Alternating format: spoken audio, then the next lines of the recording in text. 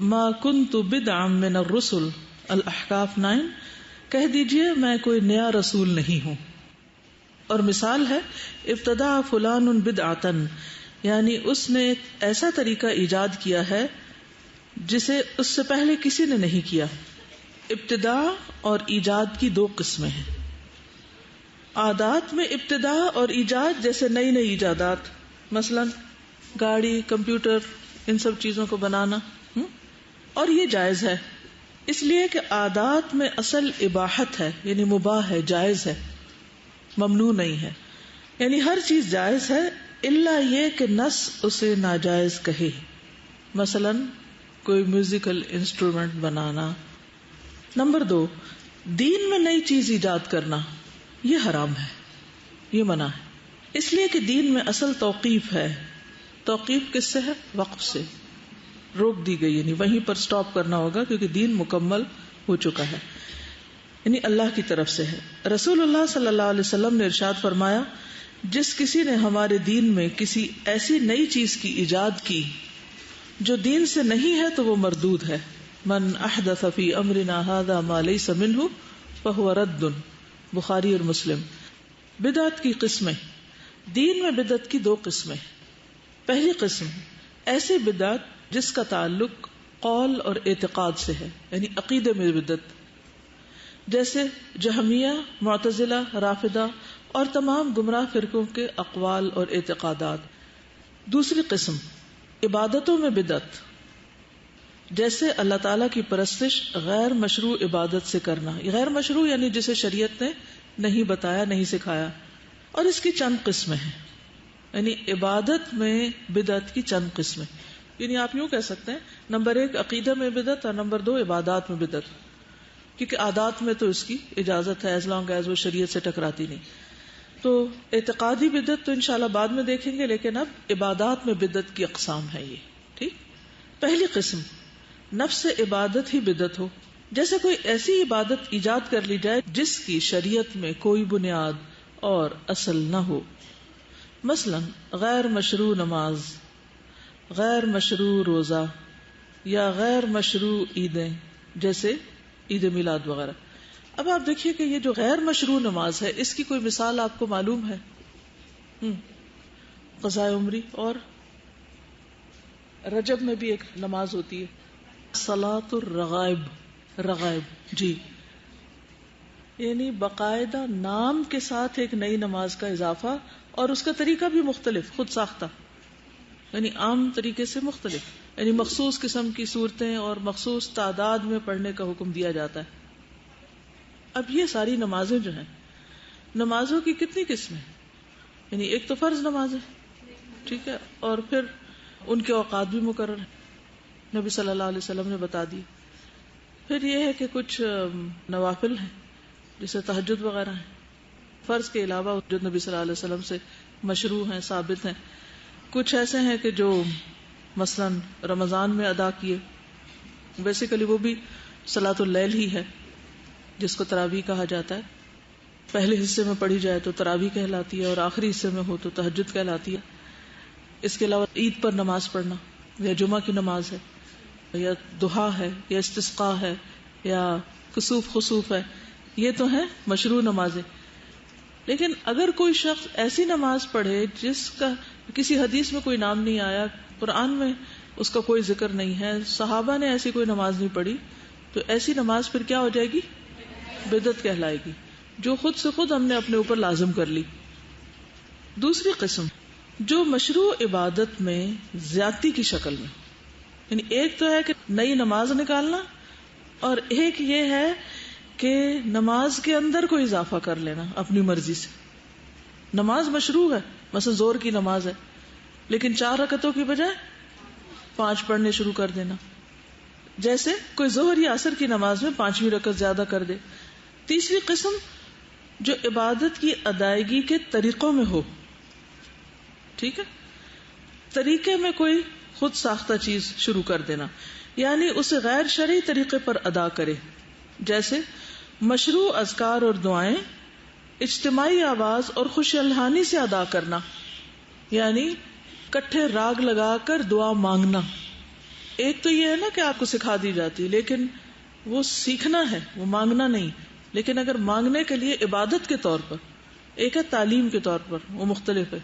لیکن عبادت کے طور پر اگر آپ اس کو یہ سمجھتے ہیں کہ اگر سارے لوگ مل کے راگ لگا کے مانگیں گے اکٹھے کورس میں تو زیادہ فائدہ مند ہوگی، تو یہ غلط ہوگا، یہ بدعت کہلائے گا.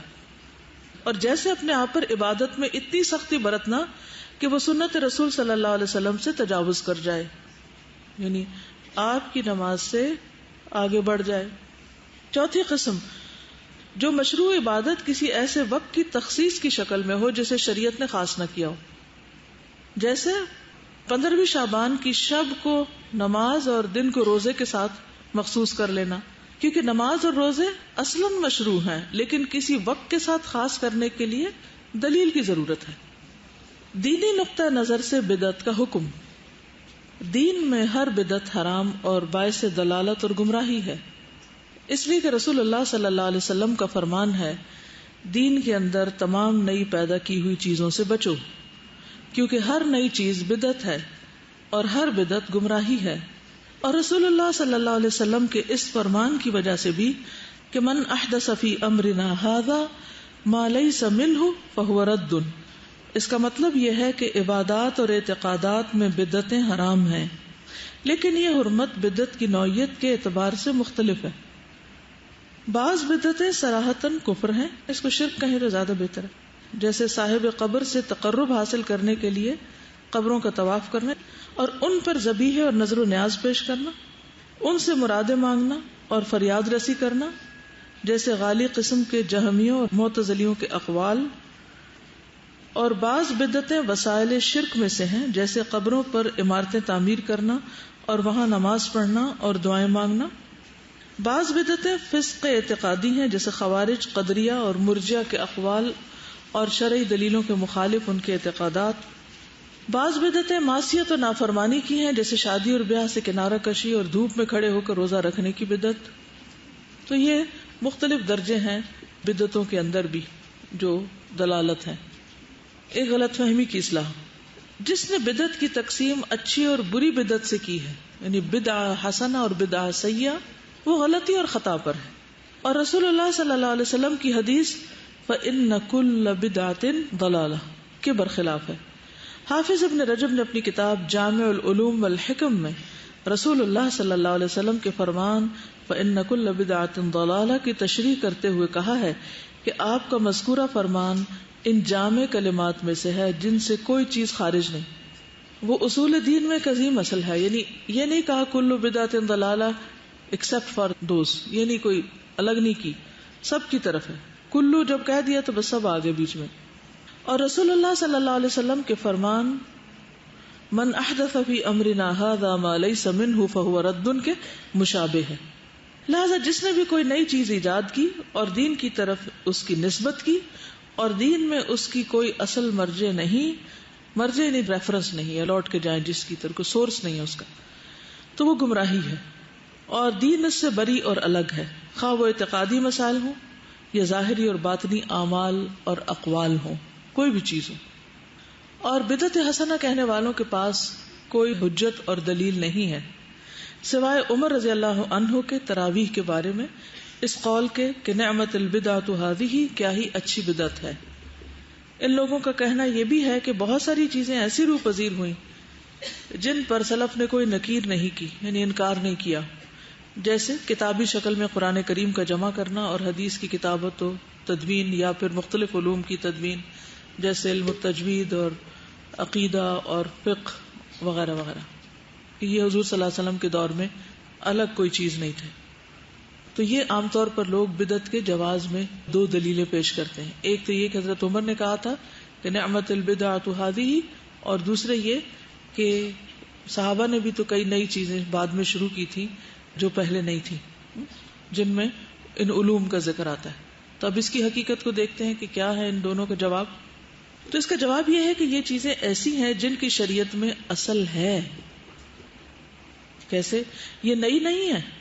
اور حضرت عمر رضی اللہ تعالیٰ عنہ کا یہ فرمان کہ نعمت البدعۃ ھذہ، تو اس سے مراد لغوی بدعت ہے نہ کہ شرعی بدعت. یعنی انہوں نے لفظ کو لغوی معنوں میں استعمال کیا ہے نہ کہ شرعی معنوں میں. یعنی بدعت کو اگر آپ ڈکشنری میں دیکھیں تو وہاں پر دونوں معنی آپ کو ملیں گے، اور یہاں ان کی مراد لفظ بدعت ہے نہ کہ شرعی بدعت. پس شریعت میں جس کی اصل موجود ہے، جس کی جانب رجوع کیا جا سکتا ہے، تو جب اسے بدعت کہا جاتا ہے تو وہ لغوی بدعت مراد ہوتی ہے نہ کہ شرعی. اس لیے شرعی طور پر بدعت وہ ہے جس کی شریعت میں کوئی اصل نہ ہو، جس کی جانب رجوع کیا جا سکے. اور قرآن کریم ایک کتاب کی شکل میں جمع کرنے کی اصل شریعت میں موجود ہے، اس لیے کہ نبی کریم صلی اللہ علیہ وسلم قرآن کریم لکھنے کا حکم فرماتے تھے. ٹھیک ہے نا، آپ کاتبوں کو بلاتے اور لکھواتے تھے، لیکن متفرق طور پر لکھا ہوا تھا. کیا وجہ تھی؟ جو میسر تھا اسی پہ لکھا جا رہا تھا. صحابہ کرام نے ایک مصحف میں حفاظت کی غرض سے اکٹھا کیا، یعنی جلد کے اندر کر دیا، حفاظت کے لیے، آسانی کے لیے، سہولت کے لیے. اگر یہ ایک جلد میں نہ ہو، کوئی صورت کہیں ملتی کوئی کہیں ملتی، تو کتنا مشکل ہوتا. اور تراویح، بعض کہتے ہیں نا کہ حضرت عمر نے شروع کی تھی تو نعوذ باللہ یہ بھی بدعت ہے. تو تراویح جو ہیں یہ رسول اللہ صلی اللہ علیہ وسلم نے صحابہ کرام کو چند رات پڑھائی تھی جماعت کے ساتھ، تو اصل تو موجود ہے. اخیر میں فرض ہونے کے خوف سے جماعت پڑھنا چھوڑ دی، ورنہ ساری پڑھاتے. صحابہ کرام رضی اللہ عنہم برابر اللہ کے رسول صلی اللہ علیہ وسلم کی زندگی میں اور وفات کے بعد الگ الگ گروپ میں پڑھتے رہے. آپ کی زندگی میں بھی الگ الگ پڑھتے تھے، یعنی اپنے اپنے گروپس میں، اور بعد میں بھی حضرت ابوبکر کے دور میں ایسا ہوتا رہا، یہاں تک کہ عمر رضی اللہ عنہ نے اپنے دور خلافت میں ایک امام کے پیچھے لوگوں کو جمع کر دیا. تو انہوں نے تو صرف اکٹھا کیا، جیسے صحابہ نے قرآن مجید کو جمع کر دیا، ایسے حضرت عمر نے لوگوں کو جمع کر دیا. ایسا تو نہیں کہ انہوں نے کوئی نئی نماز ایجاد کر لی تھی، یا اس کی رکعتوں میں اضافہ کر لیا تھا، یا اس کے کسی طریقے میں اضافہ کر لیا تھا، یا اس کا طریقہ کچھ اور، مثلاً اس کا وقت بدل دیا کہ وہ دن کو پڑھنا شروع کر دی. ایسی تو کوئی چیز نہیں تھی نا. صرف کیا کیا تھا انہوں نے؟ سب کو اکٹھا کر دیا تھا. اور آج آپ دیکھیں کیا سارا شہر ایک جگہ جمع ہوتا ہے؟ نہیں. اب بھی تو لوگ مختلف علاقوں میں پڑھ رہے ہوتے اپنی اپنی سہولت سے. اور کیا سارے لوگ قرآن پاک پورا پڑھتے ہیں؟ نہیں. اب بھی آپ نے دیکھا کچھ لوگ صرف 10 دن پڑھتے ہیں، کچھ لوگ 10 دنوں میں ہی پورا قرآن پڑھ لیتے ہیں، کچھ لوگ پورا مہینہ بھی پڑھتے ہیں لیکن پورا قرآن مجید مکمل نہیں کرتے. تو کبھی کسی نے ان پہ نکیر کی کہ تم ایسا کیوں کر رہے ہو، تمہیں لازم ہے کہ پورا کرو قرآن؟ نہیں، سہولت کے لیے جو بھی ہو. اور کچھ لوگ ایک سے بھی زیادہ قرآن مجید پڑھ لیتے ہیں، تو جس کو جتنی نیکی کا شوق ہو. اور کبھی کسی ایک نے دوسرے کو اس کا پابند نہیں کیا. اور اب بھی کئی لوگ ایسے ہیں کہ وہ کچھ تو امام کے ساتھ پڑھ لیتے ہیں اور کچھ خدا کے پڑھ لیتے ہیں گھر میں، جیسے حافظ وغیرہ ہوتے ہیں کچھ لوگ، تو وہ اپنی دہرائی کے لیے خود سے بھی پڑھتے ہیں. تو یہ دین میں کوئی بدعت نہیں ہے، کیونکہ اس کی اصل موجود ہے. یہ ہے اس کی دلیل بیسیکلی. اور کتابت حدیث کی بھی شریعت میں اصل ہے، اس لیے کہ نبی کریم صلی اللہ علیہ وسلم نے بعض صحابہ کو بعض حدیثیں لکھنے کی اجازت مرحمت فرمائی تھی، اور عمومی طور پر آپ کے زمانے میں اس کے لکھنے کی ممانعت تھی، اس ڈر سے کہ کہیں قرآن کے ساتھ خلط ملط نہ ہو جائے. یعنی حدیث کو اس لیے نہیں لکھنے سے روکا تھا کہ یہ کوئی بدعت ہے، بلکہ کس لیے؟ اس کی خاص وجہ تھی، کیونکہ اس وقت پہلی پرائرٹی کیا تھی کہ قرآن مجید صحیح طور پر لکھا جائے اور وہ جمع، جو کہ ریسورسز کم تھے، لوگ لکھنے والے کم تھے. اب اگر ایک کام کے لیے لوگ ہی کم ہیں تو ہمیں یہ دیکھنا پڑے گا نا کہ پہلے کون سا کام کرنا چاہیے اور زیادہ اہم کون سا ہے، اور اس کے بعد کون سا کرنا چاہیے. اور اگر اکٹھا ہی شروع کر لیا جائے تو اس میں کیا قباحتیں ہو سکتی. تو ان کو اوائڈ کرنے کے لیے آپ صلی اللہ علیہ وسلم نے حدیث کو لکھنے سے منع کیا تھا، اور خصوصاً اسی پیپر پہ جس پہ قرآن مجید لکھا ہوا. اور جہاں تک عقیدہ کا تعلق ہے یا علوم الحدیث یا فقہ وغیرہ کا، تو یہ بھی سہولت کے لیے ان کو ایک جگہ جمع کر دیا گیا. ٹھیک ہے نا. الگ طور پر ایک سسٹمیٹک وے میں پڑھنے کا فائدہ کیا ہوتا ہے کہ اس ایک خاص موضوع سے متعلق پوری چیزیں ذہن نشین ہو جاتی. کیونکہ کسی بھی کام کو جب آپ لگ کے کرتے ہیں، گہرائی میں جا کے کرتے ہیں، ترتیب سے کرتے ہیں، تو اس کا امپیکٹ اور ہوتا ہے. تو ایک ہوتا ہے پھیلاؤ کسی بھی چیز میں کہ آپ پڑھ رہے ہیں اور وہ چیزیں پھیلی ہوئی ہیں، اور ایک ہوتا ہے ان سب کو منظم کر دینا، آرگنائز کر دینا، اور ایک خاص طریقے سے پڑھنا. تو یہ ایک ٹول ہے. دین میں اس کی اصل تو موجود ہے. ہاں بدعت اس وقت ہوگا یہ جب وہ چیزیں اس میں پڑھائی جائیں جو دین میں اصل میں ہے ہی نہیں، جن کی کوئی دلیل نہیں، یا یہ سمجھنا کہ اس طرح پڑھنے میں ثواب زیادہ ہے اور دوسری طرح پڑھنے میں کم ہے. یہ نہیں ہے مقصد اس میں. بدعتوں کے ظہور کے اسباب یعنی ظاہر ہونے کی وجوہات. کتاب و سنت پر مضبوطی سے جمے رہنے ہی میں بدعت اور گمراہی میں پڑنے سے نجات ہے.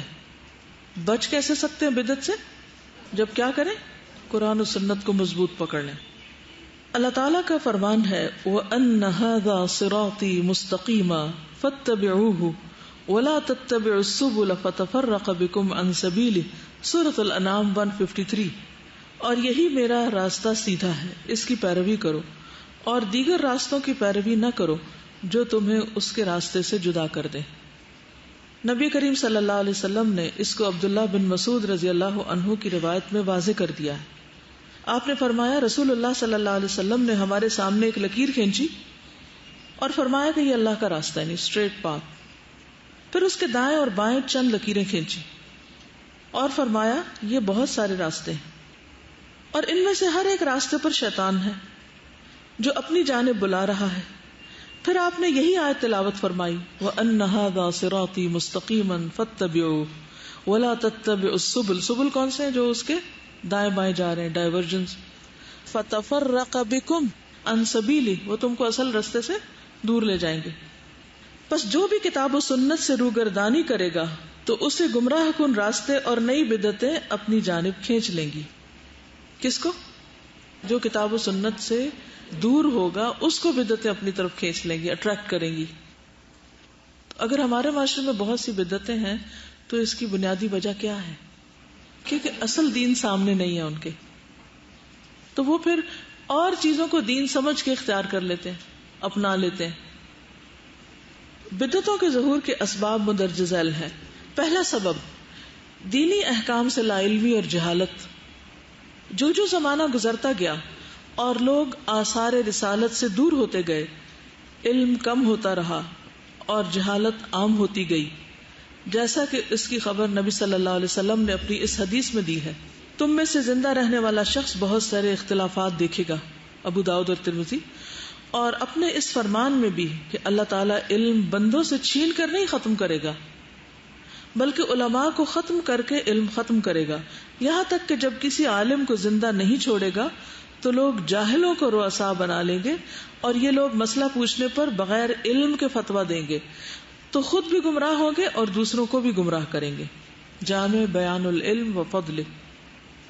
تو علم اور علماء ہی بدعت کا جواب دے سکتے ہیں، اور جب علم اور علماء ہی کا فقدان ہو جائے تو بدعت کے پھلنے پھولنے اور بدعتیوں کے سرگرم ہونے کے مواقع میسر ہو جاتے ہیں. ٹھیک ہے. دوسری چیز خواہشات کی پیروی. جو کتاب و سنت سے اعراض کرے گا وہ اپنی خواہشات کی پیروی کرے گا، جیسا کہ ارشاد باری تعالیٰ ہے فَإِن لَّمْ يَسْتَجِيبُوا لَكَ فَاعْلَمْ أَنَّمَا يَتَّبِعُونَ أَهْوَاءَهُمْ وَمَنْ أَضَلُّ مِمَّنِ اتَّبَعَ هَوَاهُ بِغَيْرِ هُدًى مِّنَ اللَّهِ. سورۃ القصص. اگر یہ تیری بات نہ مانے تو تو یقین کر لے کہ یہ صرف اپنی خواہشات کی پیروی کر رہے ہیں. اگر یہ تیری بات نہ مانے تو تم یقین کر لو کیا کہ یہ خواہشات کی پیروی کر رہے ہیں. یعنی دو چیزیں ہوتی ہیں، یا انسان لا علم ہوتا ہے اور یا انسان خواہشات کا پیروکار ہوتا ہے، تب وہ دین کے اصل رستے کو چھوڑتا ہے. اور اس سے بڑھ کر بہکا ہوا کون ہے جو اپنی خواہش کے پیچھے پڑا ہوا ہو بغیر اللہ کی رہنمائی کے. اور فرمایا افرأیت من اتخذ الہہ ہواہ وأضلہ اللہ علی علم وختم علی سمعہ وقلبہ وجعل علی بصرہ غشاوہ فمن یہدیہ من بعد اللہ. سورۃ الجاثیہ 23. کیا آپ نے اسے بھی دیکھا جس نے اپنی خواہش نفس کو اپنا معبود بنا رکھا ہے، جس نے اپنی خواہشات کو اپنا خدا بنا رکھا ہے، یعنی اس کو پوجتا ہے، اس کی مانتا ہے، اور باوجود سمجھ بوجھ کے اللہ نے اسے گمراہ کر دیا ہے اور اس کے کان اور دل پر مہر لگا دی ہے اور اس کی آنکھ پر بھی پردہ ڈال دیا ہے. اب ایسے شخص کو اللہ کے بعد کون ہدایت دے سکتا ہے؟ چنانچہ یہ بدعات اتباع خواہشات کی پیداوار ہیں. یعنی ہم اصل دین پر عمل کرتے ہوئے جب کہتے ہیں کہ ہم تھک گئے ہیں، بور ہو گئے ہیں، تو اب کوئی نئی چیز ہو.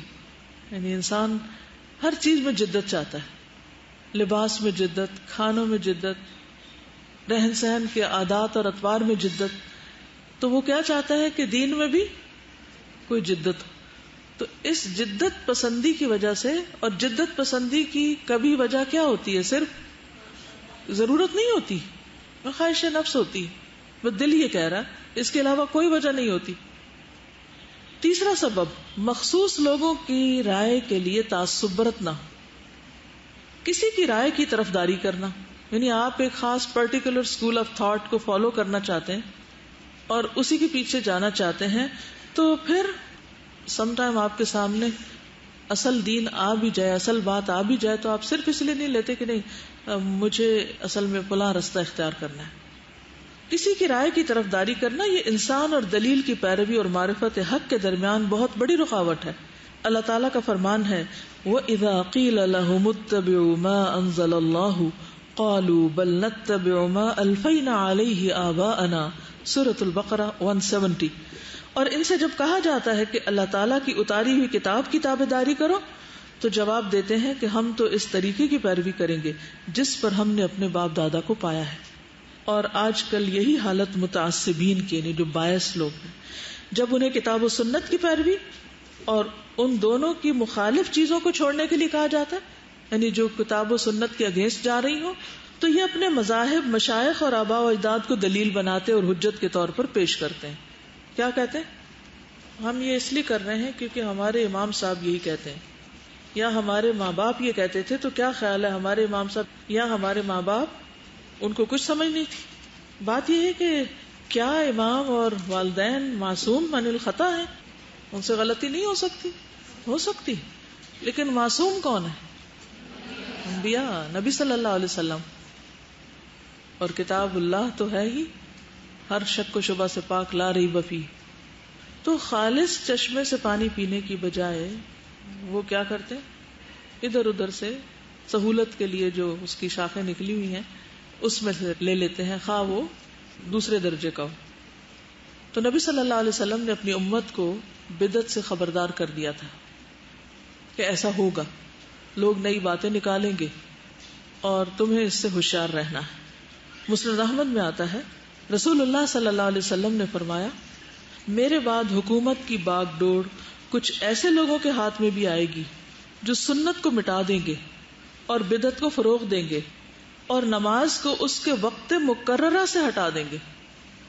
ابھی آپ نے دیکھا ہوگا کہ بعض اوقات جمعہ کی نماز اتنی لیٹ ہوتی ہے کچھ جگہوں پر کہ بالکل عصر کے قریب ہو جاتا ہے وقت، خصوصاً سردیوں میں. حالانکہ اگر آپ بخاری کو دیکھیں اور حدیث کی کتابیں دیکھیں تو جمعے کی نماز کا وقت تو بہت ہی ارلی ہے. تو آپ صلی اللہ علیہ وسلم نے اس دور میں ہی پہلے سے بتا دیا تھا کہ یہ ہوگا، کہ لوگ دین میں ٹیمپرنگ کریں گے اور اپنی مرضی سے چیزوں کو آگے پیچھے ہٹائیں گے. تو یہ جو ہے نا وَلَا تَتَّبِعُوا السُّبُلَ، قرآن مجید کی جو آیت ہے، یہ بھی اسی کی طرف اشارہ کرتی.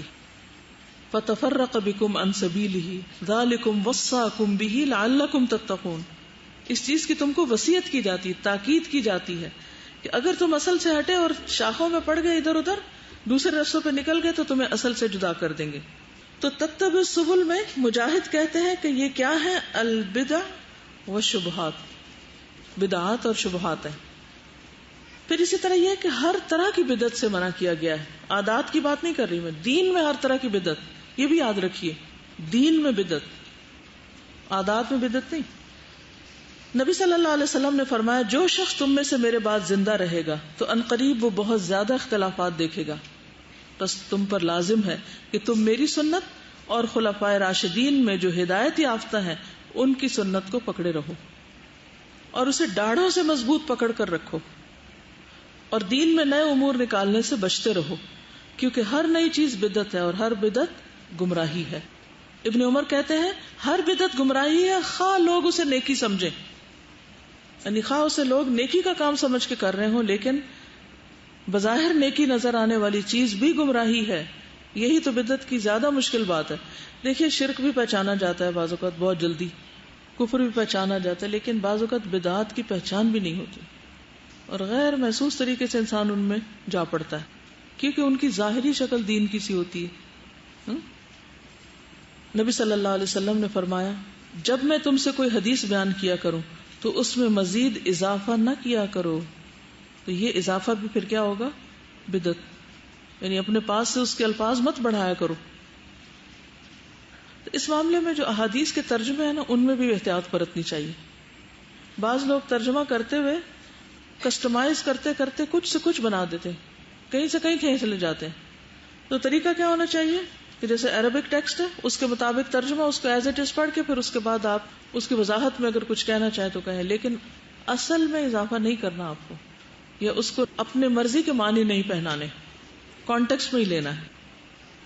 اسی طرح نبی صلی اللہ علیہ وسلم کی باتوں کے علاوہ دوسروں کی باتوں کو سنت نہ سمجھا جائے۔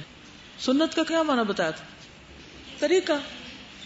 تو ویسے تو لغوی معنی میں کوئی بھی طریقہ ہو سکتا ہے، لیکن کس طریقے کو سنت نہیں کہا جا سکتا؟ جو بظاہر دین کا طریقہ نظر آ رہا ہو لیکن وہ نبی صلی اللہ علیہ وسلم کا طریقہ نہ ہو۔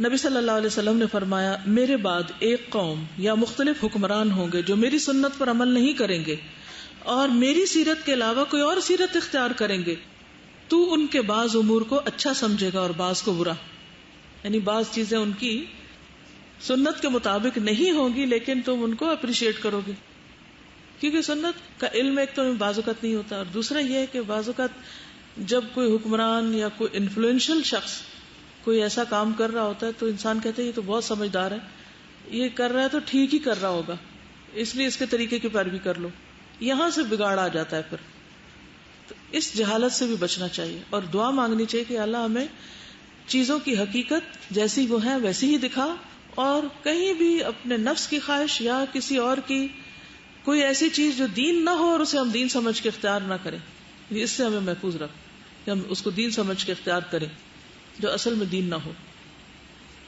نبی صلی اللہ علیہ وسلم نے فرمایا مجھ سے پہلے جس امت میں نبی بھیجا گیا اس کی امت میں سے اس کے حواری اور صحابی بھی ہوئے، امت کے کچھ لوگ اس کے ساتھی تھے جو اس کی سنت پر چلنے والے اور اس کے حکم کی پیروی کرنے والے تھے، لیکن ان صحابیوں کے بعد کچھ لوگ ایسے بھی ہوئے جو وہ کہتے تھے جو وہ خود نہیں کرتے تھے، یعنی خود عمل نہیں کرتے تھے، اور وہ کرتے تھے جن کا ان کو حکم ہی نہیں دیا گیا تھا، یعنی نیکسٹ جنریشن میں، یعنی نبی نے تو اللہ کی مرضی کے مطابق کام کیا، پھر اس کے ساتھیوں نے بھی وہی کیا جو نبی نے کیا، پھر نبی کے جانے کے بعد وہ ساتھی جو تھے ان کے وہ اس طریقے پر چلتے رہے، لیکن آہستہ آہستہ ڈائلیوشن ہوئی، جو بعد میں لوگ آئے انہوں نے کیا کیا اور رستے نکال لیے، یعنی وہ کرنا شروع کر دیا جو اصل میں نہیں تھا۔ اور آپ دیکھیے کہ کرسچینٹی میں بہت ساری ایسی چیزیں ہیں جو عیسیٰ علیہ السلام نے نہیں کی، لیکن بعد میں جو ان کے جو حواریوں کے آگے فالوورز تھے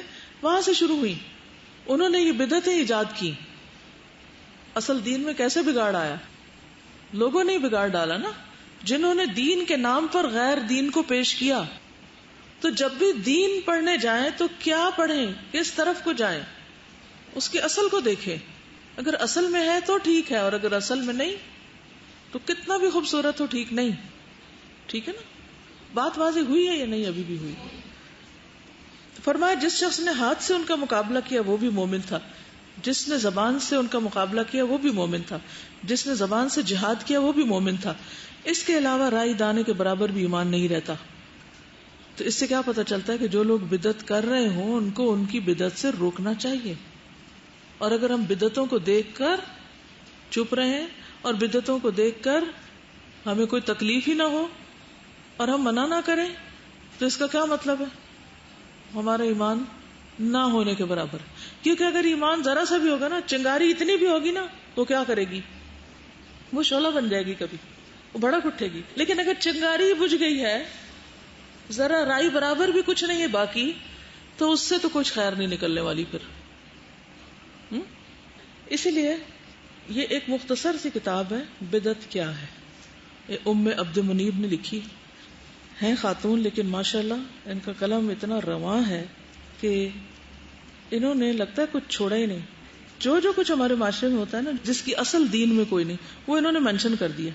تو مجھے اس سے ذاتی طور پہ مجھے سہولت ہوئی اپنا محاسبہ کرنے میں کہ کوئی اس میں سے میں تو نہیں کام کرتی کہ جو بھولے سے ہی انسان شروع کر دیتے. ہم معصوم تو نہیں ہے نا، ہم بھی پھسل سکتے ہیں، کسی چیز کو نیکی سمجھ کے شروع کر دیں لیکن اس کی کوئی اصل بنیاد دلیل نہ ہو. تو میں ہی چاہوں گی کہ یہ اگر آپ کے پاس ہو کتاب اور اس کو اپنے سیلف انالیسس کے لیے دیکھ لیں اور پھر آپ کو آبزرویشن میں آسانی ہوگی کہ کہاں کچھ ایسا ہو رہا ہے غلط، اور پھر کم از کم خود ان چیزوں کو چھوڑیں اگر کہیں بھی کچھ موجود ہے، اور سب سے پہلے اپنے عمل سے تبلیغ کریں. آپ نے دیکھا ہوگا کہ شرک اور کفر سے روکنا لوگوں کو اتنا مشکل نہیں ہوتا جتنا بدعت سے.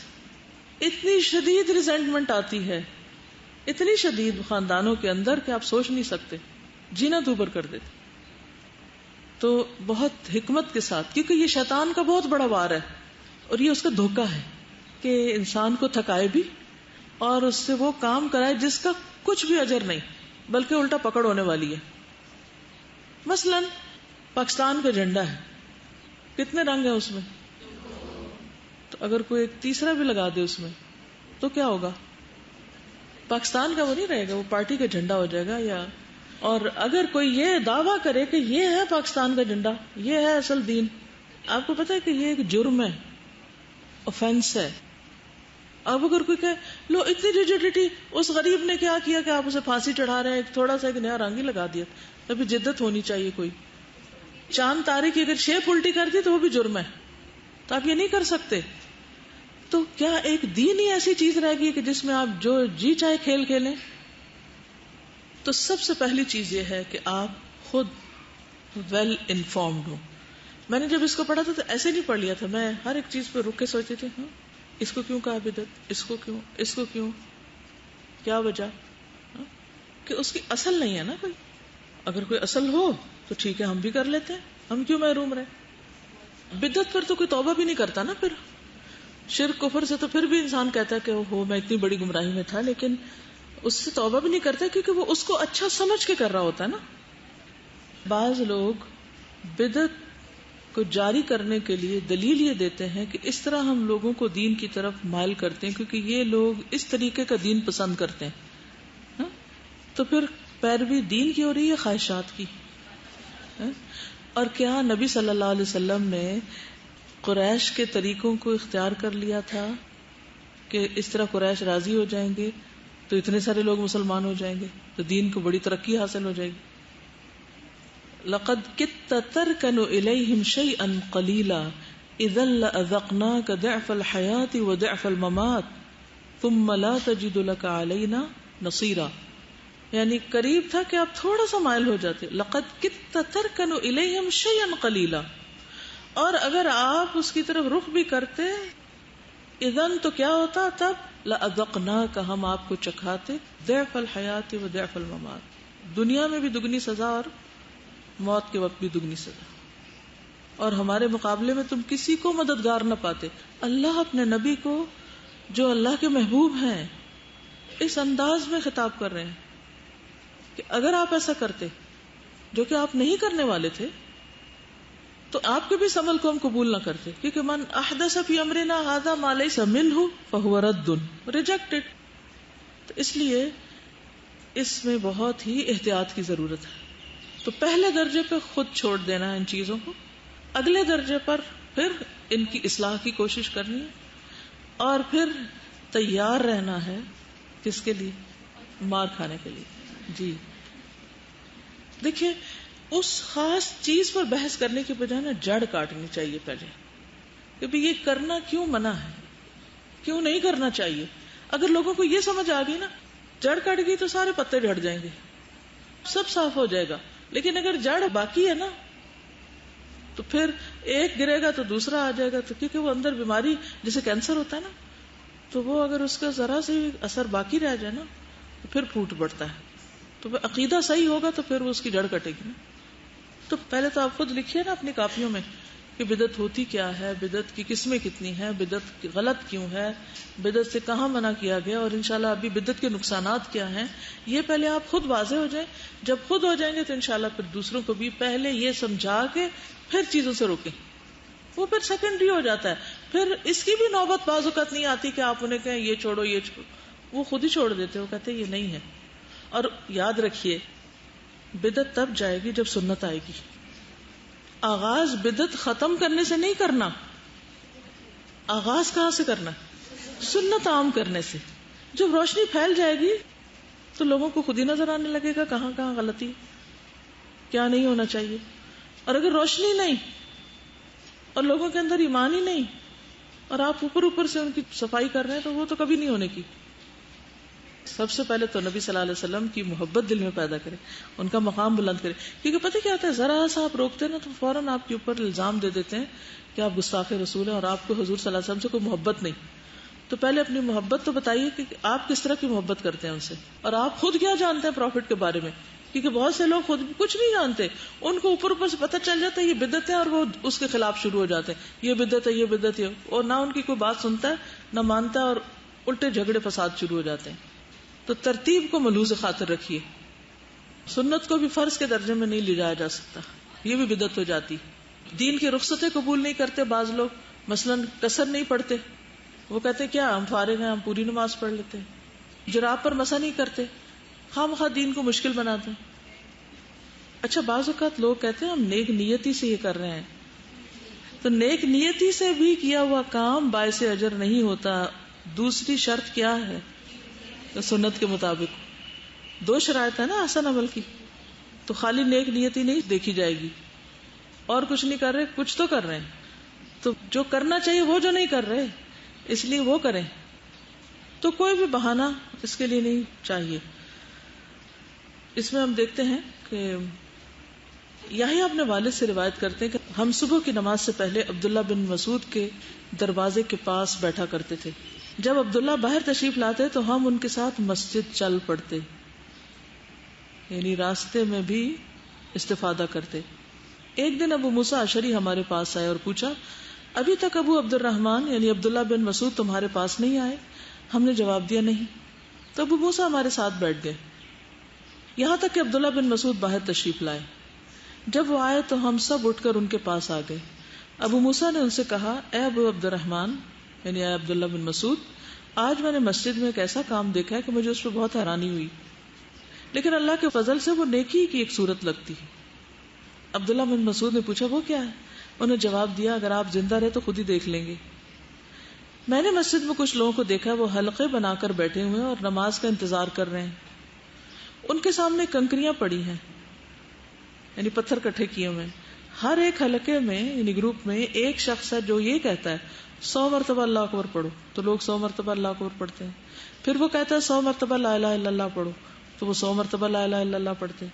پھر وہ کہتا ہے 100 مرتبہ سبحان اللہ پڑھو، تو وہ لوگ 100 مرتبہ سبحان اللہ پڑھتے ہیں. عبداللہ بن مسعود نے ان سے پوچھا تم نے ان سے کیا کہا، یعنی تم نے یہ دیکھا تو کیا کیا؟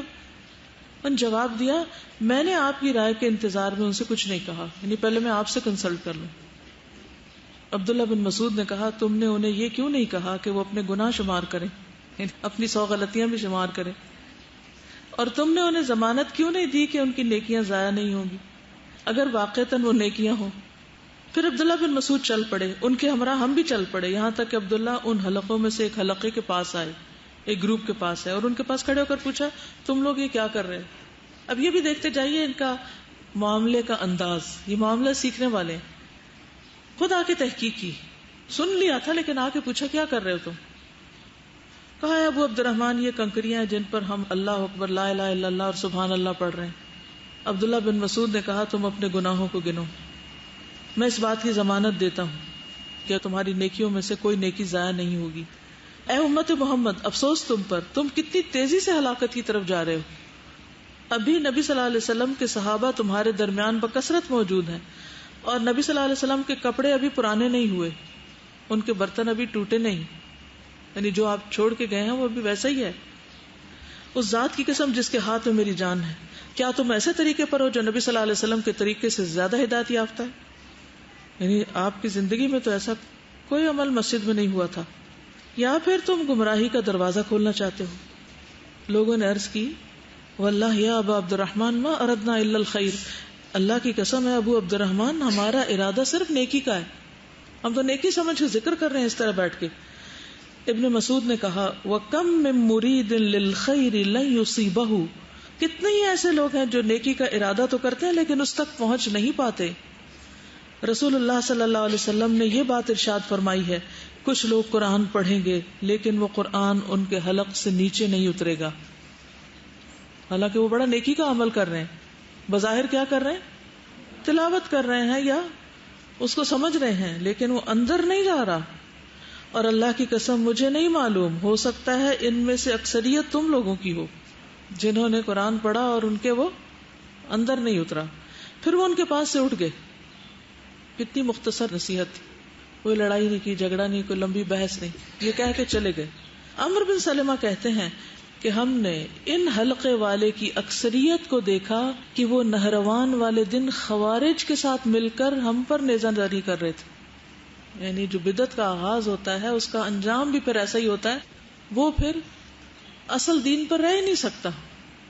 تو یہ جو نیکی کے روپ میں بدی ہے نا، یہ بہت خطرناک، بہت باریک فائن لائن ہے اور اس کو سمجھنے کی بہت ضرورت ہے. یہ سنن الدارمی کی ہے اور اس کو البانی نے صحیح قرار دیا سلسلہ صحیحہ میں. تو کوئی بھی نیا کام جو اگر سنت کے مطابق نہیں تو وہ کیا ہے، رد. بخاری کی وہ مشہور حدیث ہے کہ کچھ لوگ نبی صلی اللہ علیہ وسلم کی غیر موجودگی میں ان کے گھر گئے اور ان کی بیویوں سے پوچھا کہ آپ کی عبادت کیسی ہے اور آپ کا طریقہ کیا ہے. تو جو کچھ انہوں نے بتایا اس کو انہوں نے بہت ہی تھوڑا سمجھا اور کہا کہ آپ تو اللہ کے رسول ہیں اور آپ کے تو اگلے پچھلے گناہ معاف کر دیے گئے ہیں، اس لیے آپ کو تو زیادہ ان چیزوں کی ضرورت نہیں. ایک نے کہا کہ میں تو ساری رات عبادت کروں گا اور سوؤں گا نہیں. دوسرے نے کہا کہ میں ہمیشہ روزہ رکھوں گا، چھوڑوں گا نہیں. تیسرے نے کہا میں شادی نہیں کروں گا. یہ سب کیا تھا، کس نیت سے کر رہے تھے؟ نیکی کی نیت سے، عبادت کی نیت سے، ثواب کی نیت سے. لیکن کیا یہ نیکی تھی؟ نہیں. جب آپ کو پتا چلا تو کیا آپ خوش ہوئے؟ کتنے نیک لوگ ہیں، انہوں نے تو اتنے کام اپنے ذمے لے لیے. کیا فرمایا؟ آپ ناراض ہوئے، ممبر منگوایا، الصلاۃ جامعہ، 100 لوگوں کو اکٹھا کیا اور کہا کہ اللہ کی قسم، اللہ رب العالمین سے میں تم سب سے زیادہ ڈرنے والا ہوں، میں تم میں سب سے زیادہ متقی ہوں، لیکن اگر میں روزے رکھتا ہوں تو افطار بھی کرتا ہوں، نماز پڑھتا ہوں تو سوتا بھی ہوں اور نکاح بھی کرتا ہوں. جس نے میرے طریقے سے بے رغبتی کی وہ مجھ سے نہیں. من رغب عن سنتی فلیس منی. اتنا ہی دین کافی، اتنا ہی عمل کافی.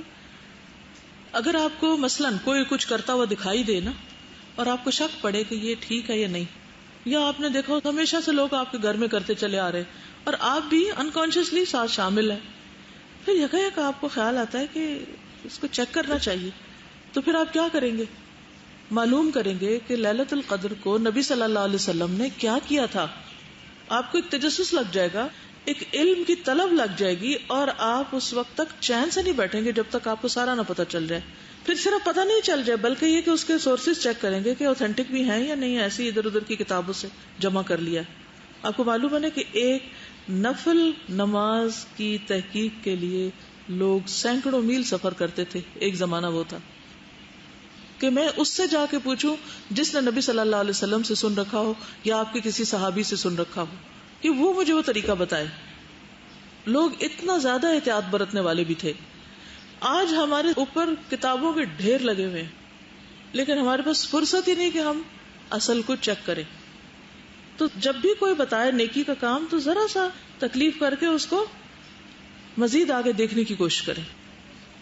اب یہ انہوں نے سوال کیا کہ 20 تراویح ہے کہ 8 ہے، ٹھیک ہے.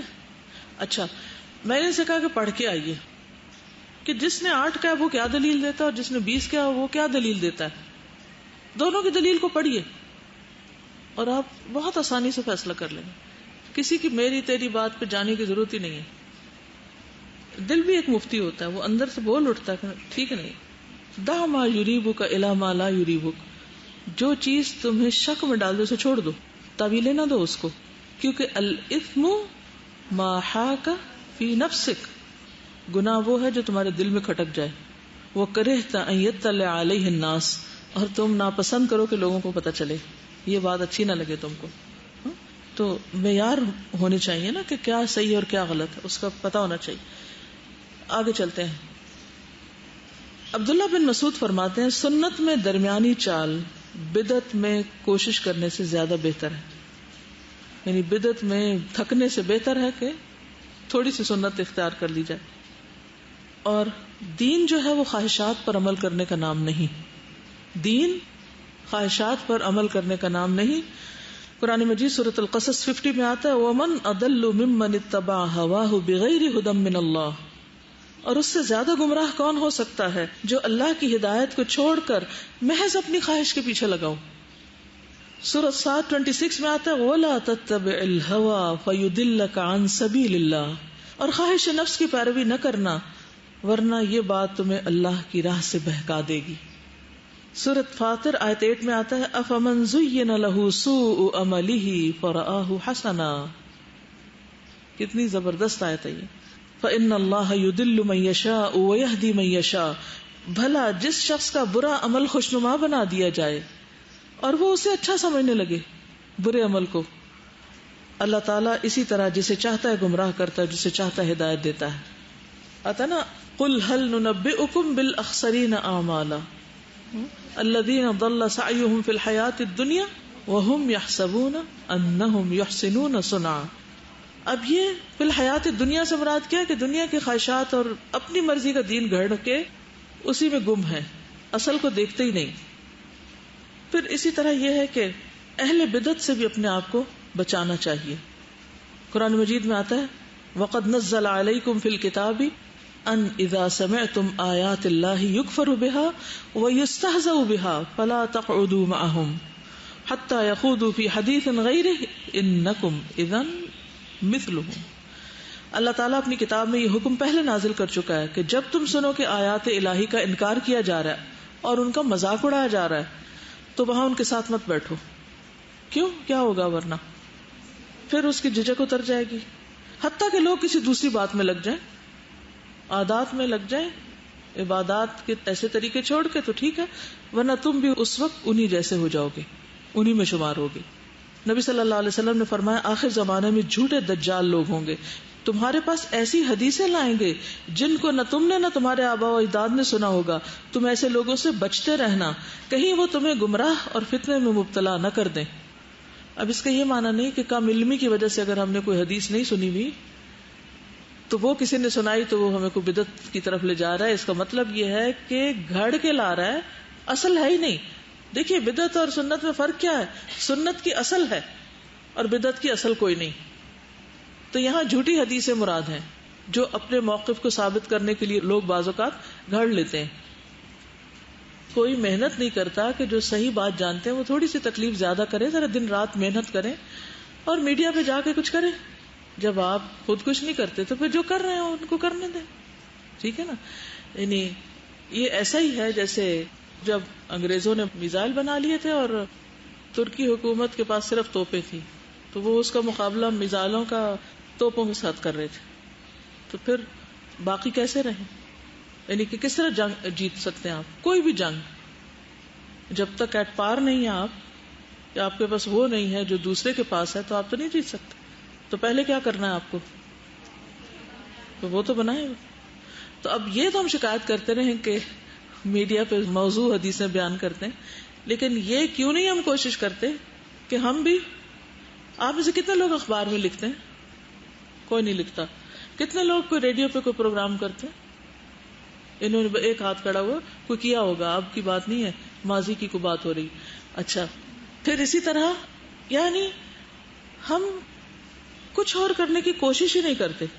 تو جو ہماری مین سٹریم ہے وہ تو وہ اخبار پڑھ رہی ہے نا اپنے علم کے اضافے کے لیے، یا ٹی وی دیکھ رہی ہے، ریڈیو سن رہی ہے نا. اچھا وہاں کوئی بھی کام کرنا ہو تو اس کے لیے 100 حجتیں لے آئیں گے، یہ حرام ہے، وہ حرام ہے، وہ حرام، خواہ اس کی اصل موجود ہو. دیکھو البدعۃ تمیت السنہ، اور سنت آئے گی تو بدعت جائے گی. اگر آپ نے سنتوں کو زندہ ہی نہیں کیا تو بدعتیں نہیں جا سکتی. لوگوں کو صحیح بات پتہ ہی نہیں، اور اختلافی باتوں سے نہیں شروع کرے کیونکہ دین کا طریقہ نہیں. قرآن مجید میں نبی صلی اللہ علیہ وسلم کو اہل کتاب سے بھی بات کرنے کے لیے جب کہا گیا تو کیا کہا؟ قل یا اہل الکتاب تعالوا الی کلمۃ سواء بیننا وبینکم، کامن گراؤنڈز پہ جو ہمارے اور تمہارے درمیان کامن باتیں، لا الہ الا اللہ محمد الرسول اللہ، یہ بھی مانتے ہیں ہم بھی مانتے ہیں، قرآن اللہ کی کتاب ہے آپ بھی مانتے ہیں ہم بھی مانتے ہیں، حدیث آپ بھی مانتے ہیں ہم بھی مانتے ہیں۔ اچھا چلیے اب ہم کیا کرتے ہیں؟ قرآن پڑھتے ہیں، قرآن سے دیکھتے ہیں، حدیث میں دیکھتے ہیں، آپ جو بات کہتی ہیں اس کی بھی اصل دیکھ لیتے ہیں ہم۔ اب آپ کہیں گے کہ نہیں بعض اسکالرز بھی یہ کرتے ہیں، تو آپ کو معلوم ہے بنی اسرائیل کے بھی اسکالرز تھے، شاید آپ کے اسکالر سے زیادہ ہی محنتی ہوں، لیکن کیا کسی کا اسکالر بن جانا اس بات کی دلیل ہو جاتا ہے کہ اس کی ہر بات صحیح ہو گئی؟ کیا وہ انسان نہیں، اس کی خواہشات بھی ہو سکتی، ہو سکتا ہے وہ اپنی کسی خواہش کے پیچھے چل رہا ہو۔ قرآن مجید میں ایسے کسی اسکالر کا ذکر ہے کہ جو اپنی خواہش کے پیچھے چل پڑا؟ کیا آتا ہے اس کے بارے میں؟ یہ فیکٹ ہے نا، دس از اے فیکٹ۔ سورۃ الاعراف میں آتا ہے 175 وَاتْلُ عَلَيْهِمْ نَبَأَ الَّذِي آتَيْنَاهُ آيَاتِنَا، پڑھ سناؤ ان کو خبر اس شخص کی جس کو ہم نے اپنی آیات دی، فَانْسَلَخَ مِنْهَا، اس نے کیا کیا؟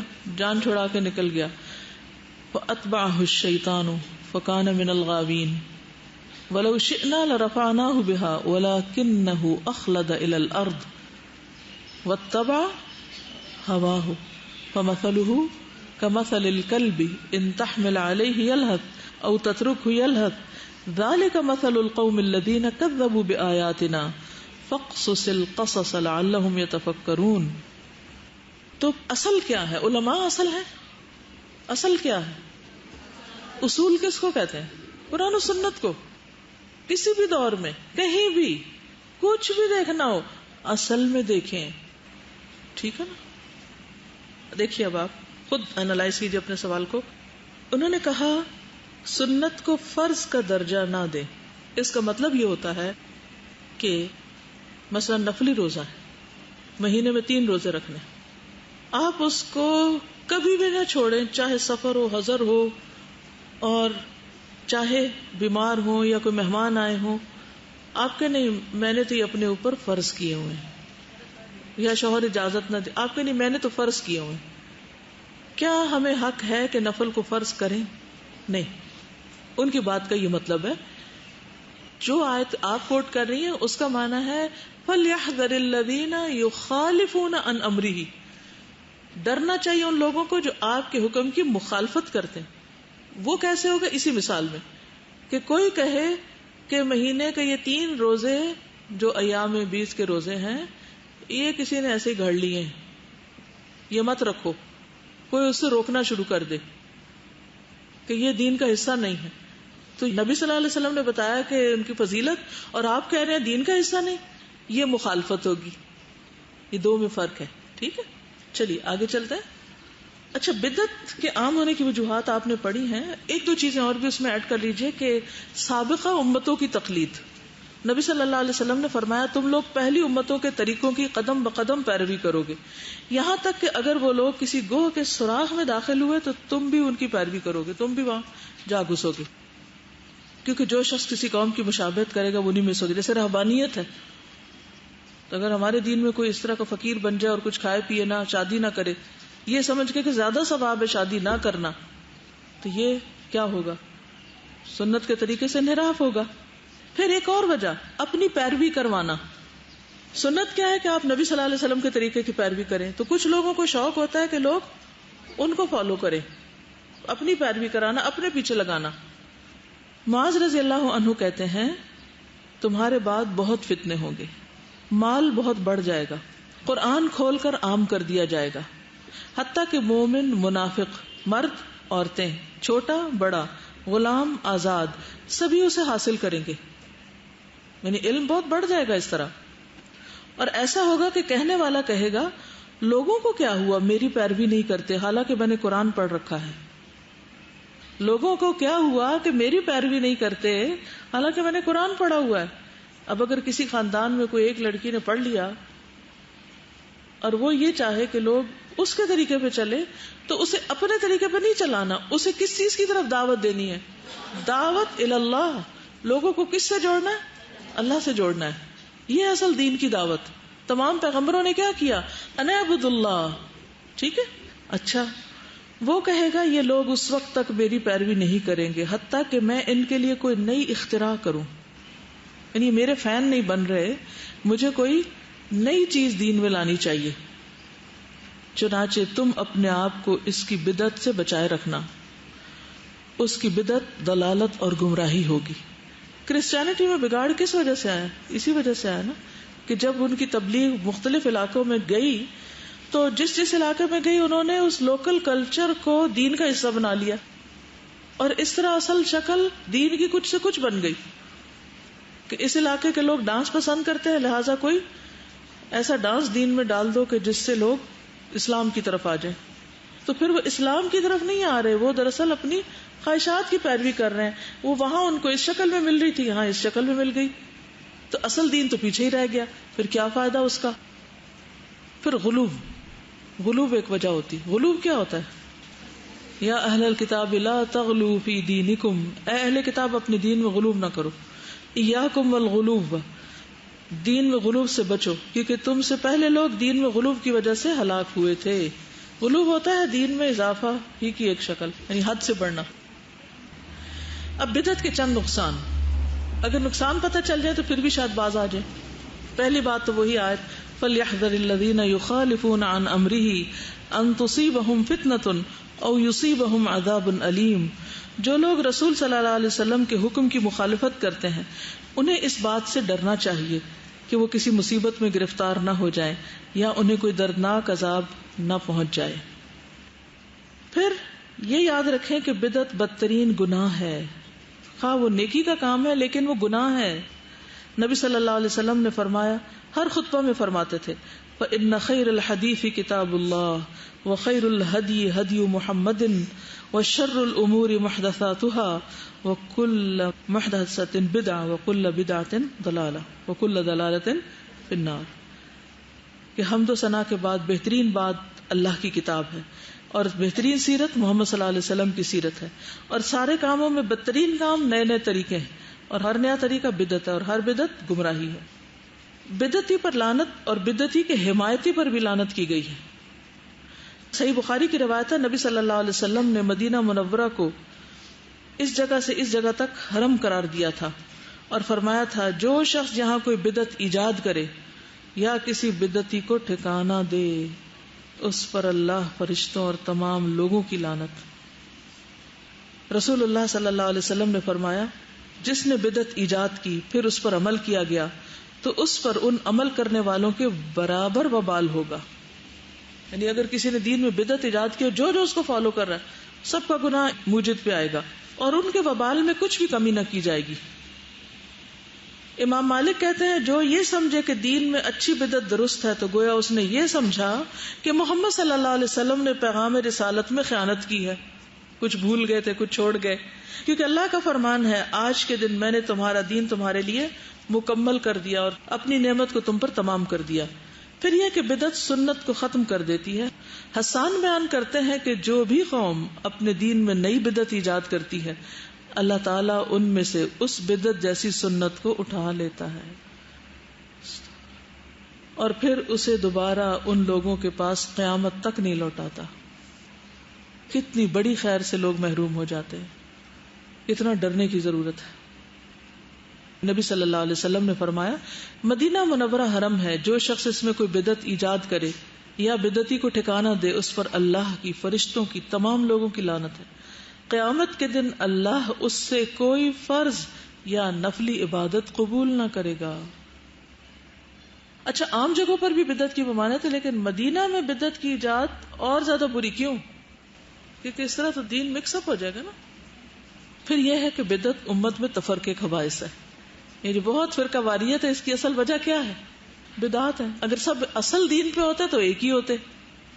قرآن مجید میں آتا ہے ان الذین فرقوا دینہم وکانوا شیعا لست منہم فی شیء انما امرہم الی اللہ ثم ينبئهم بما كانوا يفعلون. جن لوگوں نے اپنے دین میں تفرقہ ڈالا اور کئی فرقے بن گئے، ان سے آپ کو کچھ سروکار نہیں، ان کا معاملہ اللہ کے سپرد ہے، پھر وہ خود ہی انہیں بتلا دے گا کہ وہ کن کاموں میں لگے ہوئے ہیں. پھر بدعت ہلاکت کا باعث ہے. رسول اللہ صلی اللہ علیہ وسلم نے فرمایا ہر عمل میں ایک تیزی ہوتی ہے اور ہر تیزی کے بعد کمزوری ہوتی ہے، یا سنت کی طرف یا بدعت کی طرف. جس کا فطرہ سنت کی طرف ہو وہ ہدایت پا جاتا ہے، اور جس کا فطرہ کسی اور چیز کی طرف ہو تو وہ ہلاک ہو جاتا ہے. یعنی ہر انسان کے اوپر مختلف کیفیات آتی. ایک وقت آتا نا کہ آپ ایک کام بہت جوش و خروش اور بہت تیزی سے کر رہے ہوتے ہیں، پھر اچانک آپ اس میں بریک کر لیتے ہیں، رک جاتا ہے، پھر آپ واپس لوٹتے ہیں اس بریک کے بعد. تو کچھ لوگ تو سنت کی طرف لوٹ جاتے ہیں اور کچھ بدعت کی طرف راستہ بدل لیتے ہیں. تو جس کا فطرہ یعنی وہ جو بریک ہے وہ اگر سنت کی طرف ہو تو ہدایت پہ ہے، اور فطرہ اگر کسی اور چیز پہ ہو تو ہلاکت ہے. بدعتی اللہ کو انتہائی ناپسند ہے کیونکہ وہ دین کو اپنے ہاتھ میں لے رہا ہے نا. 3 قسم کے لوگ اللہ تعالیٰ کو انتہائی ناپسند ہے، یہ نبی صلی اللہ علیہ وسلم نے فرمایا، اور مبغوض ترین ہے. نمبر 1، حرم میں الحاد برپا کرنے والا، اسلام میں جاہلیت کے طریقے چاہنے والا، اور کسی آدمی کا ناحق خون کرنے کے لیے کوشاں رہنے والا. یعنی بے وجہ کسی کو مارنے کی کوئی پلاننگ کر رہا ہو، کسی بے قصور کو. بدعتی نبی صلی اللہ علیہ وسلم کی سفارش یعنی شفاعت سے محروم رہے گا. رسول اللہ صلی اللہ علیہ وسلم نے فرمایا میری امت کے 2 قسم کے افراد کے حق میں میری سفارش قبول نہ ہوگی. نمبر 1، انتہائی ظالم حکمران، اور نمبر 2، غلو کرتے ہوئے دائرہ دین سے خارج ہونے والا شخص، یعنی حد سے بڑھ کے جو کام کرے. غالی، کل غال مارق. حوض کوثر سے محرومی. رسول اللہ صلی اللہ علیہ وسلم نے فرمایا میں تمہارے لیے حوض کوثر پر پیش خیمہ ہوں گا، اور تم اس بات سے ڈرنا کہ کہیں ایسا نہ ہو کہ تم میں سے کوئی میری طرف آئے اور پھر وہ مجھ سے ہٹا دیا جائے، جیسا کہ گم شدہ اونٹ ہٹا دیا جاتا ہے. تو میں کہوں گا ایسا کیوں؟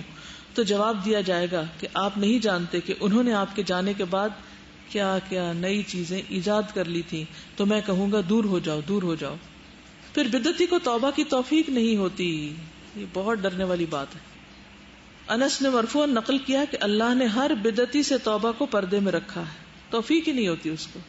صحیح ترغیب و ترہیب کی حدیث ہے. سفیان ثوری کہتے ہیں کہ ابلیس کو گناہ سے زیادہ بدعت پسند ہے، کیونکہ بدعت کے بعد توبہ نہیں کی جاتی جبکہ گناہ سے توبہ کی جاتی. تو ابلیس کیا چاہتا ہے کہ انسان کیا کرے؟ بدعتوں میں پڑے رہے تاکہ توبہ بھی نہ کرے. بدعتی اللہ اور رسول پر جھوٹ باندھتا ہے جو عظیم گناہ ہے. وَلَوْ تَقَوَّلَ عَلَيْنَا بَعْضَ الْأَقَاوِيلِ لَأَخَذْنَا مِنْهُ بِالْيَمِينِ ثُمَّ لَقَطَعْنَا مِنْهُ الْوَتِينَ. اگر وہ رسول خود کوئی بات گھڑ کر ہمارے ذمہ لگا دیتا تو ہم اس کا دایاں ہاتھ پکڑ لیتے، پھر اس کی رگے گردن کاٹ ڈالتے. تو اللہ کے رسول صلی اللہ علیہ وسلم کو بھی اپنے پاس سے دین میں کوئی چیز ڈالنے کی اجازت نہیں. کہا یہ کہ آپ کے بعد کوئی اور ڈالے. نبی صلی اللہ علیہ وسلم نے فرمایا من تعمد علی کذبا فلیتبوأ مقعدہ من النار. جو جان بوجھ کے مجھ پر کوئی چیز باندھے اس کو چاہیے کہ اپنا ٹھکانہ جہنم میں بنا لے. بدعتی شخص سے روایت اور شہادت نہیں لی جا سکتی. محدثین، فقہاء اور اصولیوں کا اجماع ہے کہ ایسا بدعتی جس کی بدعت اسے کافر بنا دے اس کی روایت قبول نہ کی جائے گی، اور خاص طور پر اگر وہ بدعت کی طرف دعوت دے رہا ہو. ابن سیرین کہتے ہیں کہ پہلے لوگ اسناد کی تحقیق نہیں کرتے تھے. اسناد کی تحقیق کا مطلب کیا کہ ریفرنس نہیں مانگتے تھے کہ کوئی بات کو پیش کرتا تھا. لیکن جب دین میں بدعات اور فتنے داخل ہو گئے تو لوگوں نے کہا کہ اپنی اپنی سند بیان کرو، ہاتھو برہانکم. بس جس حدیث کی سند میں اہل سنہ راوی دیکھتے تو اس کی حدیث لے لیتے، اگر سند میں اہل بدعت راوی دیکھتے تو اس کو چھوڑ دیتے، یعنی بدعتیوں کی حدیث بھی نہیں لیتے تھے. بدعتی کا فہم بھی الٹا ہوتا ہے، اس کو بات الٹے طریقے سے سمجھ آتی ہے. وہ گناہ کو نیکی اور نیکی کو گناہ سمجھتا ہے، اسی طرح بدعت کو سنت اور سنت کو بدعت سمجھتا ہے. حذیفہ بن یمان کہتے ہیں کہ اللہ کی قسم بدعات ضرور پھیلیں گی، یہاں تک کہ اگر کوئی بدعت چھوڑ دی جائے تو لوگ کہیں گے سنت چھوڑ دی. بدعتی اللہ کے ذکر سے اعراض کرنے والا ہوتا ہے. بدعتی شخص اپنی بدعت میں وقت لگا کر اللہ کا مسنون ذکر چھوڑ دیتا ہے. دوران بدعت اکثر نمازوں میں تاخیر کر دیتا ہے. یعنی جب آپ غیر ضروری چیزیں کریں گے تو کیا ہوگا؟ نمازیں لیٹ پڑیں گے. صحابہ کا نیکی اور بدعت میں تمیز کر لینا. مجاہد کہتے ہیں کہ میں اور عروہ بن زبیر مسجد نبوی میں داخل ہوئے. وہاں عبداللہ بن عمر رضی اللہ عنہما حضرت عائشہ کے حجرے کے پاس بیٹھے ہوئے تھے. کچھ لوگ مسجد نبوی میں اشراق کی نماز پڑھ رہے تھے. انہوں نے بیان کیا کہ ہم نے عبداللہ بن عمر سے ان لوگوں کی اس نماز کے متعلق پوچھا تو انہوں نے کہا بدعت ہے. مسجد نبوی میں اشراق کی نماز پڑھ رہے تھے، یعنی مسجد میں لازم نہیں ہے کہ گھر سے آپ مسجد آئیں اشراق پڑھنے کے لیے. کیا کرنا چاہیے؟ فرض نماز بس لازم ہے وہاں پڑھنا. حذیفہ کہتے ہیں ہر وہ عبادت جو رسول اللہ صلی اللہ علیہ وسلم کے صحابہ نے نہیں کی تم بھی نہ کرو. سیدھی سی بات، کتنی سمپل چیز ہے. جو صحابہ نے نہیں کیا تم بھی نہ کرو. ابن سیرین کہتے ہیں اہل الاہواء کے ساتھ مت بیٹھو، نہ ان کے ساتھ بحث کرو، نہ ان کی باتیں سنو. ابو قلابہ کہتے ہیں مجھے اندیشہ ہے کہ وہ لوگ تمہیں بھی گمراہی پہ نہ ڈال دیں یا تم پہ دین میں چیزیں خلط ملط نہ کر دیں جن کو تم پہچانتے ہو. امام مالک کے پاس جب اہل الاہواء میں سے کوئی آتا تو اسے کہتے میں اپنے دین میں واضح دلیل پر ہوں لیکن تم شک پر ہو، جاؤ اپنے جیسے کسی شکی کے پاس اور اس سے جھگڑا کرو، مجھ سے مت جھگڑو. یعنی میں جو کچھ کر رہا ہوں دلیل کے ساتھ کر رہا ہوں اور تمہارے پاس دلیل نہیں ہے، تو جن باتوں کی کوئی دلیل نہیں ان میں جھگڑے کی ضرورت نہیں. جاؤ اپنے جیسے کسی کے پاس جا کے جھگڑو. خود بھی اور اپنے بچوں کو بھی اس سے بچانا چاہیے. ابن طاؤس نے اپنے بیٹے سے کہا جبکہ ان کے پاس اہل بدعت میں سے ایک شخص بات کر رہا تھا، اے میرے بیٹے اپنے کانوں میں انگلیاں ڈالو تاکہ جو یہ کہہ رہا ہے وہ مت سنو. ایک دن میں دیکھ رہی تھی کہ ایک بچہ بیٹھا ہوا تھا اور ایک بچی آئی اپنا مسئلہ لے کے، تو کہنے لگی میرا پڑھنے کو بالکل دل نہیں چاہتا اور میں کنسسٹنٹ نہیں ہوں اس میں. مجھے اتنی زیادہ شدت سے اس بچے کی فکر ہوئی کہ یہ جو بیٹھا غور سے بات سن رہا ہے 7-8 سال کا بچہ، یہ کیا سن رہا ہے اور اس کا حال کیا ہوگا. میں نے اس کی ماں کو اشارے کی کہ یہاں سے نکال لو اس کو، لیکن اس کو ایک اشارہ سمجھ نہ آیا میرا. تو بعد میں نے خبر لی. یعنی جہاں آپ دیکھیں کہ غلط قسم کی مجلس ہے تو بچوں کو وہاں سے ہٹا لیں، کیونکہ چھوٹے بچے جو سنتے ہیں نا جس قسم کی باتیں ان کے دل میں بیٹھ جاتی اور بڑے ہو کر وہ اس کو اس طرح اختیار کر لیتے ہیں کہ یہ ہم نے کہیں سنا تھا. یعنی ہو سکتا ہے وہ آپ ہی سے منسوب کر دیں کیونکہ آپ کے سامنے ہو رہی ہے وہ بات اور ابھی آپ صرف سن رہے ہیں تاکہ سن کے دوسرے کو جواب دیں. دیکھیے کسی کے اصلاح کے لیے سب سے پہلا قدم ہوتا ہے کہ پہلے اس کی سنیں وہ کیا کہہ رہا ہے. اگر وہ غلط بھی کہہ رہا ہے تو ذرا پیشنس کے ساتھ سن لیں اور پھر اس کے بعد آگے بڑھیں. ٹھیک ہے. چلیے یہ تو ہم مانتے ہیں نا کہ نبی صلی اللہ علیہ وسلم کی رسالت قیامت تک کے لیے اور سب انسانوں کے لیے اور دین مکمل ہو چکا ہے، تو پھر نئی باتوں کی کوئی گنجائش رہتی؟ بات ہی ختم. سمپل سی بات ہے، اتنی لمبی کرنے کی ضرورت ہی نہیں. یہ جو آتا نا کہ خلق الموت والحیات لیبلوکم ایکم احسن عملا، تو اس کی ایک شرط کیا ہے؟ احسن عمل کی. عمل صالح کی 2 شرطیں ہیں نا، ایک تو کیا ہے؟ اخلاص، اور دوسرے کہ وہ سنت کے مطابق ہو. یس. اچھا یہ سنت پیروی کرنا صرف مردوں کا کام ہے یا عورتوں کے لیے بھی کوئی ضروری ہے؟ سب کے لیے ضروری ہے. وما كان لمؤمن ولا مؤمنة اذا قضى الله ورسوله امرا ان يكون لهم الخيرة من امرهم ومن يعص الله ورسوله فقد ضل ضلالا مبینا. کسی مومن مرد اور عورت کو یہ حق نہیں کہ جب اللہ اور اس کا رسول کسی کام کا فیصلہ کر دے تو ان کے لیے اپنے معاملے میں کچھ اختیار باقی رہ جائے، اور جو اللہ اور اس کے رسول کی نافرمانی کرے تو یقیناً وہ سری گمراہی میں جا پڑا. جھگڑوں اور اختلافات کا حل کس چیز میں ہے؟ قرآن و سنت کی پیروی. یا ایھا الذین آمنوا اطیعوا اللہ واطیعوا الرسول واولی الامر منکم فان تنازعتم فی شیء فردوه الی اللہ والرسول ان کنتم تؤمنون باللہ والیوم الآخر. اگر تم اللہ اور آخرت پر ایمان رکھتے ہو تو کیا کرو؟ اللہ رسول اور اولی الامر کی بات مانو. جھگڑا ہو جائے تو اللہ رسول کے پاس جاؤ، پھر اولی الامر نہیں، اللہ رسول کے پاس جاؤ، جو وہ کہیں گے اس کو مانو. ٹھیک ہے. پھر آپ دیکھیے کہ آپ نے خود بھی فرمایا نا کہ تم میں سے جو شخص زندہ رہے گا بہت سے اختلافات دیکھے گا، تو اس کو کیا آپ نے حکم دیا کہ میری سنت اور خلفائے راشدین کی سنت کو لازم پکڑو. قرآن مجید میں آتا ہے کہ سنت پر عمل کرنے میں زندگی ہے، یعنی یہ زندگی بخشنے والا کام ہے. یا ایھا الذین آمنوا استجیبوا للہ وللرسول اذا دعاکم لما یحییکم. اے لوگو جو ایمان لائے ہو، لبیک کہو اللہ رسول کی پکار پر جب وہ تمہیں اس چیز کی طرف بلائیں جو تمہیں زندگی بخشتی ہے. ٹھیک ہے. سنت انسان کو حکمت سکھاتی. ابو عثمان نیسابوری کہتے ہیں جس نے اپنی جان پر قول اور فعل کے اعتبار سے سنت کو امیر بنایا وہ حکمت کے ساتھ بولے گا. حکمت کا سب کو شوق ہے نا کہ ہمیں ملے, تو وہ کیسے ملتی ہے؟ جو اپنی جان پر قول اور فعل دونوں اعتبار سے سنت کو حاکم بنائے تو وہ حکمت کے ساتھ بولے گا, اور جو اپنے نفس پر قول اور فعل کے اعتبار سے خواہش کو امیر بنا لیتا ہے اس کی زبان پر بدعت کا اظہار ہوگا. ٹھیک, یعنی اگر آپ خواہشات کی تکمیل کریں گے تو بدعتوں میں پڑیں گے, اور اگر آپ واقعی رسول کی پیروی کرنا چاہتے ہیں تو پھر سنت کے پیچھے چلیں گے. یہ جو ہے نا یوم تبیض وجوہ و تسود وجوہ, ابن عباس اس کی تفسیر کیا بیان کرتے ہیں کہ اس کا معنی وہ اہل سنت ہوں گے جو آپس میں اتحاد اور اتفاق رکھتے ہیں, اور سیاہ چہرے بدعتیوں کے اور فرقہ بازی کرنے والوں کے ہوں گے, اور جو لوگ دین میں نئی نئی بدعتیں نکالیں قیامت کے دن ان سے اس کا حساب ہوگا. سنت سے ہٹنا سراسر گمراہی کا طریقہ ہے.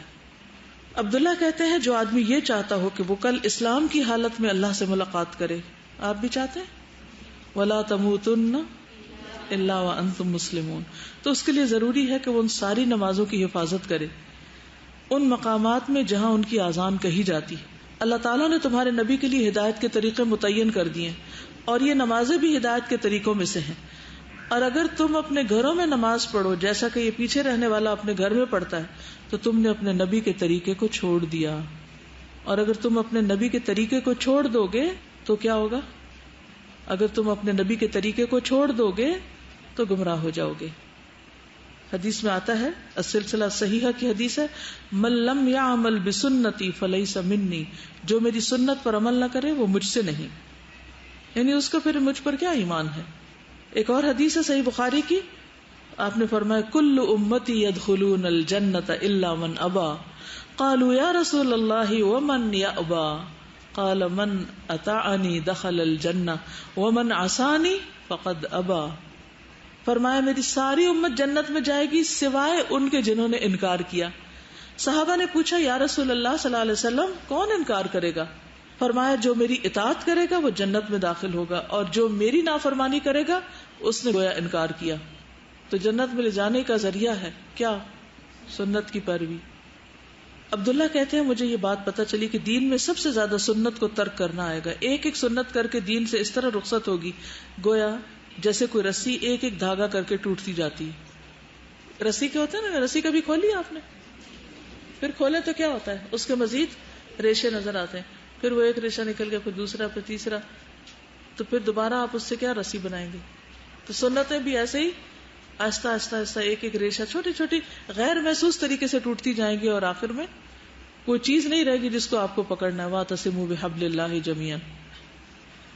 پھر صحابہ کرام جو تھے وہ سنتوں کی پیروی بھی کرتے تھے اور آپ کے چھوٹی چھوٹی چیزوں کو بھی فالو کرتے تھے. حضرت ابن عمر کی خاص طور پر مثالیں آپ نے پڑھی ہوں گی, کوئی بتائے گا مجھے؟ بٹن کھول دیتے تھے, ایک حدیث بیان کرتے, اور خاص رستے سے گزرتے تھے, ادھر جا کے رکتے تھے, پھر چلتے تھے. جب بلال نکلے تھے خانہ کعبہ سے پوچھا کہاں نماز پڑھی تھی, یعنی ہر چیز میں پیروی کرتے تھے. چلیے, کیا عیسائیوں نے کوئی بدعت ایجاد کی تھی؟ کسی ایک بدعت کا نام بتائیے. عیسائیوں نے کون سی بدعت ایجاد کی تھی؟ رہبانیت. دلیل ہے کوئی؟ وَرَهْبَانِيَّةً ابْتَدَعُوهَا, اور رہبانیت کو انہوں نے خود ایجاد کر لیا تھا. رہبانیت کیا ہوتی ہے؟ ترک دنیا. ہمارے دین نے تو اس کی اجازت نہیں دی, نہ عیسیٰ علیہ السلام نے اس کا حکم دیا. تو عیسائیوں نے اپنے پیغمبر کا طریقہ چھوڑ کر دین میں خود سے ایک نیا راستہ نکالا, بے وجہ خود کو مشقتوں میں مبتلا کیا. حضرت عمر کے پاس ایک راہب آیا تو اس کا عبادت کر کر کے برا حال تھا. حضرت عمر اس کو دیکھ کر رونے لگے, اس کا انجام کیا ہوگا؟ پھر اللہ کا شکر کہ جس نے ہمیں اپنا راستہ دکھایا, ورنہ ہم بھی اس کی عبادت ایسے طریقوں پہ کرتے جو اس کو پسند ہی نہیں, قبول ہی نہیں, تو کہاں ہوتے. تو کسی بھی چیز کو ایجاد کرنا بدعت کہلاتا ہے, اس طرح کہ پہلے سے اس کی کوئی بھی مثال نہ ہو, کوئی اس کا مادہ نہ ہو, اور وہ سنت کے مخالف ہو, سنت کے اپوزٹ ہو. دین میں نیا طریقہ, خصوصاً عقائد اور عبادات میں. معاملات میں آپ اپنی مرضی سے معاملہ کر سکتے، اس میں وہ بدعت نہیں ہوتی. جزاکم اللہ خیرا. سبحانک اللہم و بحمدک، اشہد ان لا الہ الا انت، استغفرک و اتوب الیک. السلام علیکم و رحمۃ اللہ وبرکاتہ.